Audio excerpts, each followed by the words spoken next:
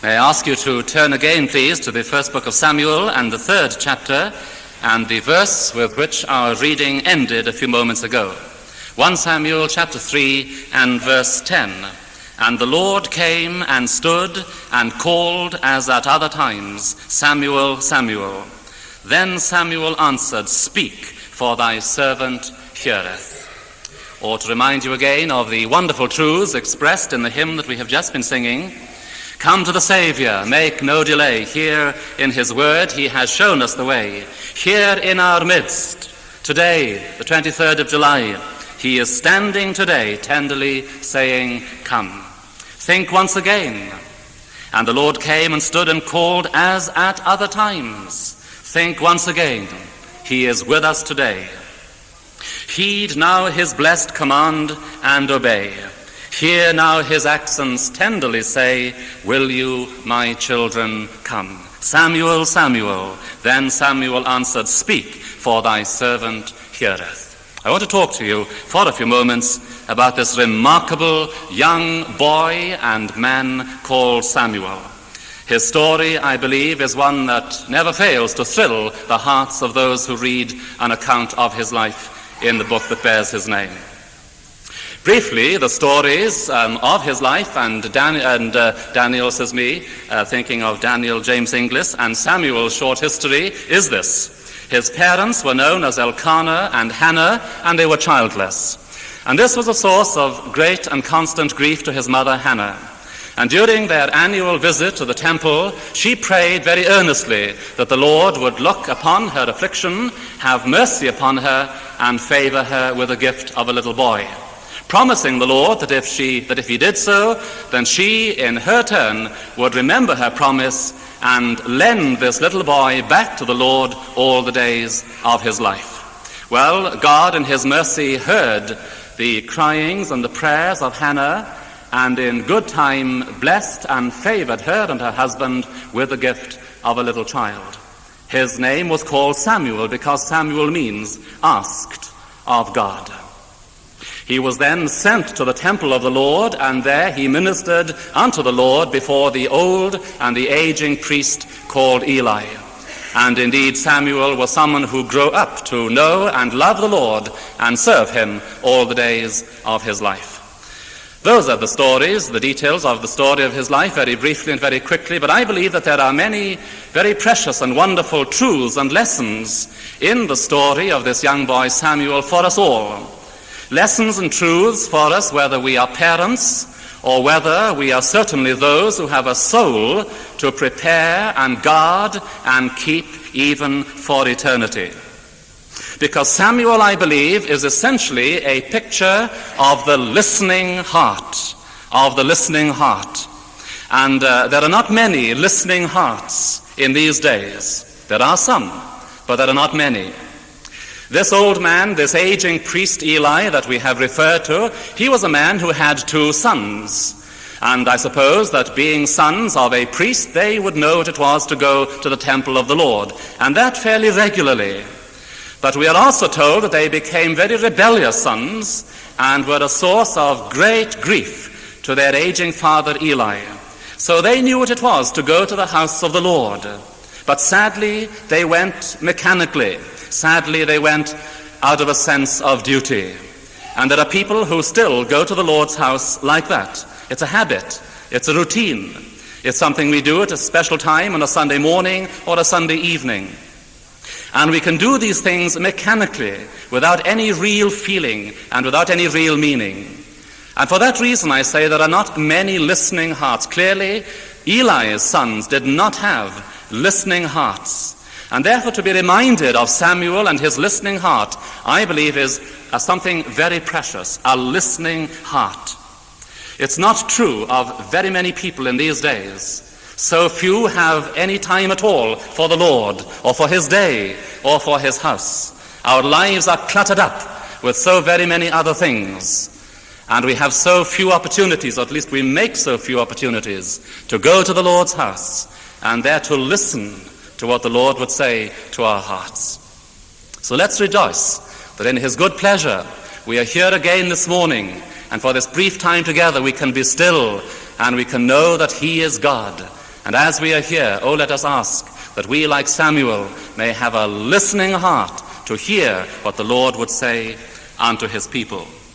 There are lots of things that I want to say very briefly about Samuel this morning, and the first one is this. He was a child, I notice, who was prayed for before he ever saw the light of day. And that is something very wonderful and very precious to my mind. He was a child who was prayed for long before he ever saw the light of day. Happy, I believe, is that child who is prayed over by his parents from the moment of his conception in the womb. Happy is that child whose parents pray for the developing and the forming of every member of his body long before he sees the light of day. It was certainly the case with this young boy Samuel. For example, in the first chapter and verse 11, she vowed a vow and said, O Lord of hosts, if thou wilt indeed look on the affliction of thine handmaid, and remember me, and not forget thine handmaid, but wilt give unto thine handmaid a man-child, then I will give him unto the Lord all the days of his life, and there shall no razor come upon his head. Then also in that first chapter and verse 27, she says to the priest, For this child I prayed, and the Lord hath given me my petition which I asked of him. So clearly Samuel was a young boy who was prayed for long before he was ever born. I am quite sure that was true of young Daniel James Inglis this morning. I am quite sure that not only Eddie and Kathy, but others of us also prayed for the developing and the formation of every member of this precious little life long before he was born in Ashford Hospital. He was a child who was prayed for long before he saw the light of day. And he was prayed for because his parents were believing parents. They were people who believe that there is a God in heaven who hears prayer. And there is a God in heaven who deals with the prayers of his people. And there is a God in heaven who answers the prayers of his people. The second thing I notice about Samuel is this, that his parents gave hearty thanks for him when he was born. If you turn to the second chapter, and the first 10 verses of that second chapter really form one thing, and it is Hannah's song of thankfulness. The Lord has looked upon her. The Lord has been kind to her. The Lord has been gracious to her. And now her heart is just full of praise and full of thanksgiving to the Lord. Isn't it true to say that whenever a little child comes into this world, it is a cause for great joy and for great thankfulness? I believe it is particularly a cause for joy and thankfulness when that child is born into a Christian home, when that child is a child who has been prayed for long before it was born. So here in the home of Elkanah and Hannah, there is a song of joy, there is a song of praise, there is a song of thankfulness, because the Lord has been kind and because the Lord has been good. The Bible tells me that children are an heritage from the Lord. Happy is the man who has his quiver full of them. They praised God for this little life when he was born. The third observation I make about Samuel is this, that his parents offered him most gladly and unselfishly to the Lord. Not because they were tired of him, not because they didn't want him to be around the house anymore, but gladly and unselfishly they offered this little life unto the Lord. You may remember that that was the promise made by Hannah. If you will look upon the affliction of thine handmaid, then I will give him unto thee all the days of his life. For this child I prayed, therefore also I have lent him to the Lord. Well, now you say, I can't quite understand Elkanah and Hannah doing that. They have this precious little gift, and now they lend him back again to the Lord. They take him when he was a young little fellow, and there he's got to live far away from home in the temple with this aging man Eli. It wasn't heartless, believe you me. Far from it. I believe it was most wise on the part of Elkanah and Hannah. It was wise on their part because they had made a vow. They had promised that if the Lord gave them this little child, then they would lend this little child back again to the Lord. But that wasn't the only reason why they offered him to the Lord. And I don't suppose that is the only reason in the heart of Eddie and Kathy this morning as they offer little Daniel to the Lord. I think the reason is this. It's an expression of their thanksgiving, but more. Let me read these words. As they longed for us before they had us, and rejoiced in us when they had us, so they could not endure to think that when they could have us no more, the devil should. So it's a very wise thing on the part of those parents to offer this young little life unto the Lord, that when they should have him no more, the devil shouldn't have him, but the Lord should have him. So for that wise and excellent reason, they offered this little life gladly and so unselfishly unto the Lord.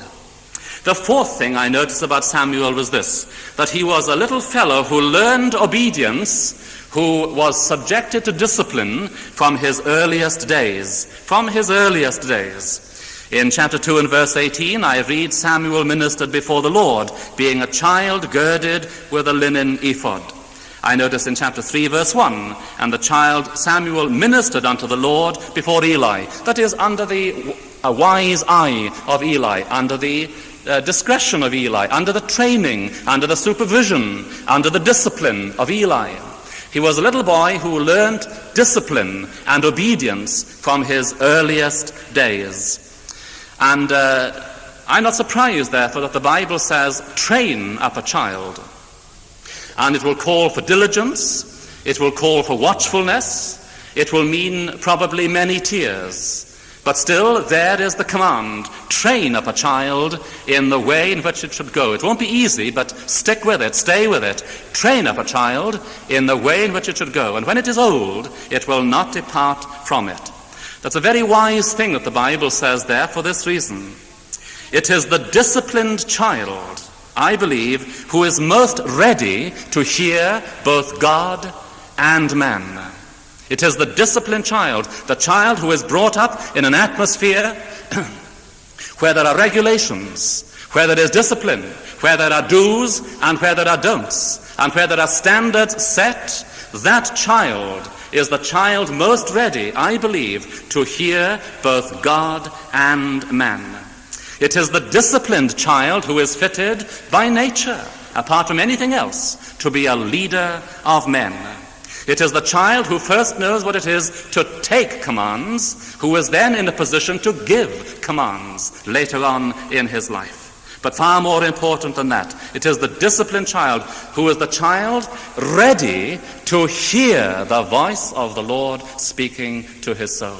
So from his earliest days, he learned discipline and he learned obedience. We believe this morning that Daniel will, together with, we hope, all the boys and girls who come to this Sunday school and to this church. Fifthly, I notice about Samuel, this child at last came to know the Lord, and the Lord called this child by name. Now, although he was prayed for, although they gave hearty thanks for him when he arrived, although they offered him most gladly and unselfishly to the Lord, although he was a disciplined child, yet, verse 7 says, despite all that, Samuel did not yet know the Lord. So it's not enough just to be prayed over. It's not enough just to be taught the truths of God's word. It's not enough just to be disciplined. It's not enough just to offer children and young babies as an act of dedication unto the Lord. All that is necessary, all that is wise, all that is good, and all that is wholesome. But all that by itself is not enough. Something more is necessary, and it's this. A miracle is necessary. A supernatural work of the Holy Spirit is necessary. It requires now that God will open the heart of this young boy Samuel, because as yet, despite all that is done for him, despite all the disciplines, he does not yet know the Lord. May I ask the question, over how many of us here in the Lord's house this morning could verse 7 of chapter 3 be written? Maybe we too were prayed over before we were born. Maybe also our parents gave hearty thanks for us and their hearts were full of joy when we came into this world. Maybe too they taught us disciplines. Maybe they offered us to the Lord and dedicated our lives unto him. All that is good, but all that is not enough. And again I ask, over how many lives this morning could these words be written? He does not yet know the Lord. Oh, let us ask for grace to be still, to be quiet. Let's ask for Samuel's heart. Let's ask that we may listen to his voice speaking to our souls, and who knows, in mercy he may yet show himself to us, call us by name, and make us his own.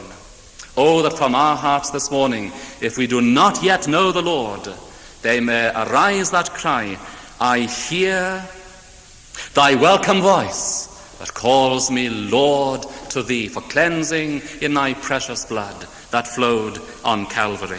So although he is the child of many privileges, he does not by nature know the Lord. But he did come to know the Lord.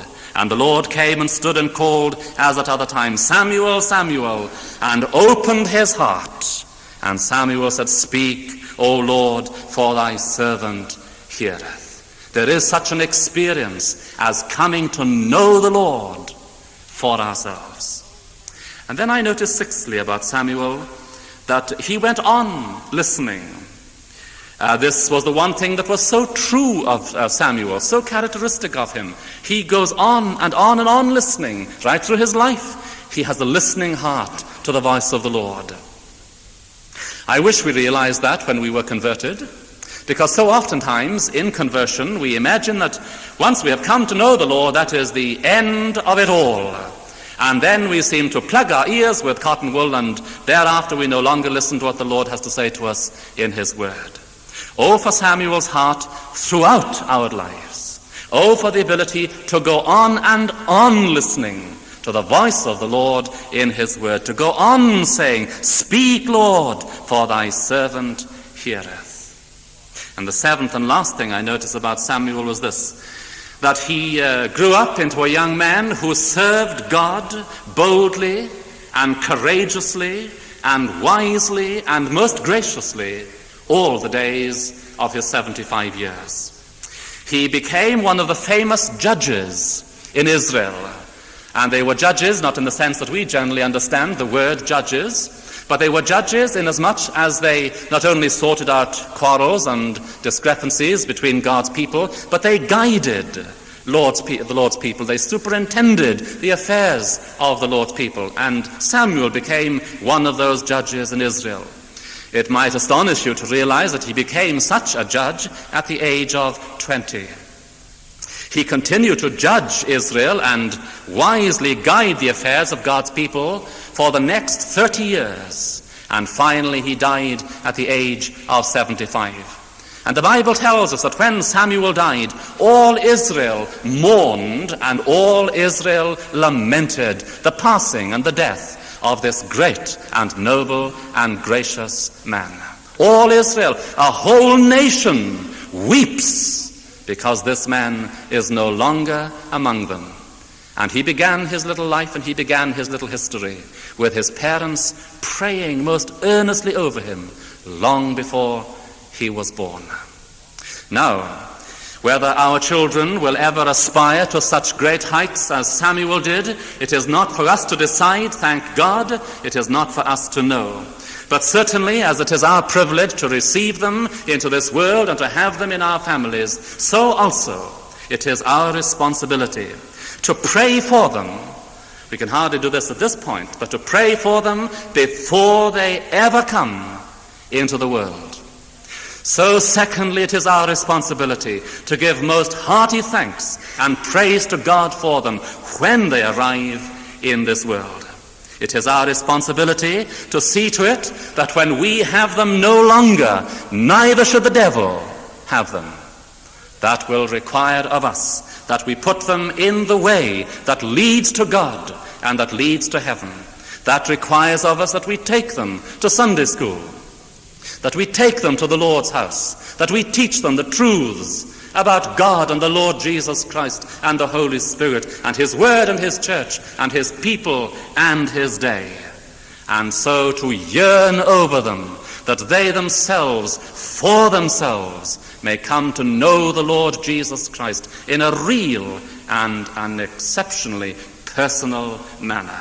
As it is our privilege to have them in our families, so also it is our responsibility to then long that according to any gifts or talents that they might have, they might serve the Lord gladly and faithfully all the days of their lives.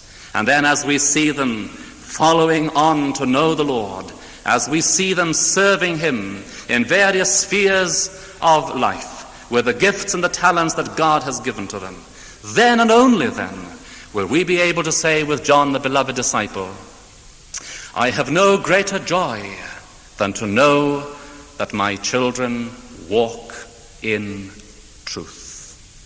So God grant it for Jesus' sake. Amen. Now shall we sing our closing hymn, and the number of that hymn is 396. 396. Dear Saviour, thou art mine, how sweet the thought to me. Let me repeat thy name and lift my heart to thee. Happy the man this morning who can say, mine, mine, mine, I know thou art mine. Saviour, dear Saviour, I know thou art mine. 396.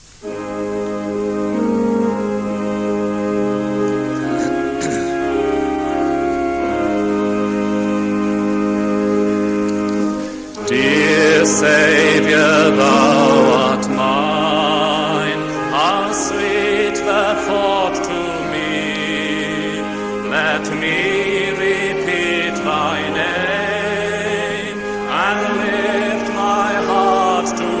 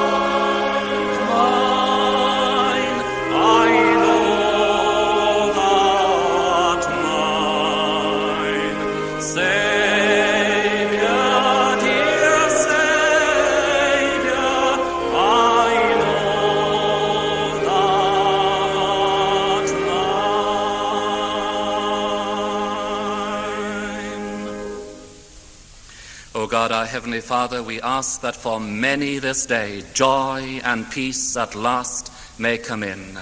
while listening to thy word.